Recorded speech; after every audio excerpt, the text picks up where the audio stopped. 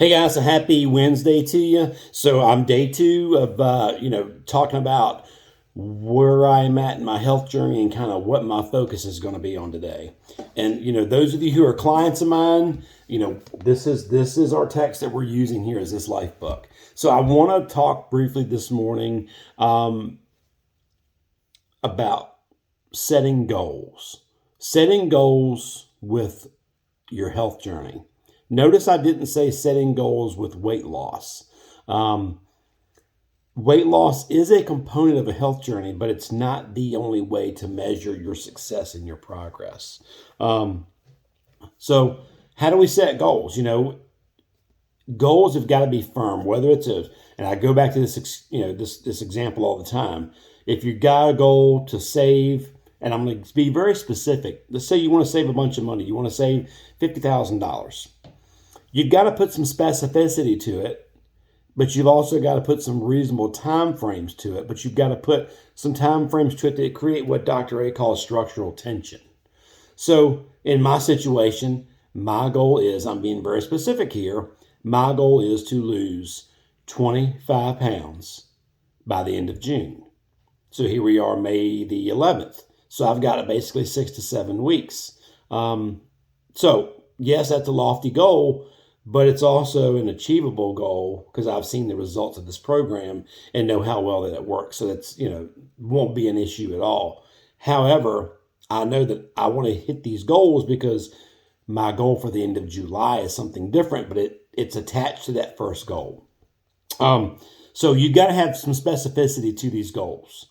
And here again, going back to my whys, just like I talked about yesterday, I've got those whys written down. So I'm very specific with my whys. So I've got my reasons. I've got my how with our program. I know how to do this because I've been teaching it now for nearly 5 years. But putting some specificity to that goal so that I know that I can hit that goal by this date. So I'm putting some tension there. It's kind of like a competition with myself, so to speak. Some people crave competition, some don't. I am the type of person who does better.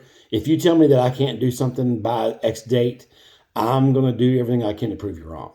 So, and so that's where this process really helps to set those specific goals. And, my other goal is to begin walking more and to try. This has always been a tough one for me. Is to begin to try to do some stretching in the morning, whether it's 5 minutes in the morning or whatever. Even if it's 30 seconds every morning, I'm going to do some sort of stretching because my legs are very tight. I've got tight hamstrings, and it's always been an area that I've been at a deficit at, if you will, and I know I need improved. So that's just a couple, two or three little goals that I want to work for and work towards in this next couple of weeks. And, just kind of start establishing those habits. And here again, establishing that habit of, just stretching every morning is, number one, it's a habit of self-care. And number two, it's going to start taking my body to a place physically when I start stretching that I haven't been in a while. So yeah, there's going to be some tension, there's going to be some tightness, but there's also on the other side of that, long term, going to be some health benefits, a little bit more freedom of movement, a little bit less stiffness and so forth. And so for me, that's my personal story. And that's one of the things I want to accomplish with this.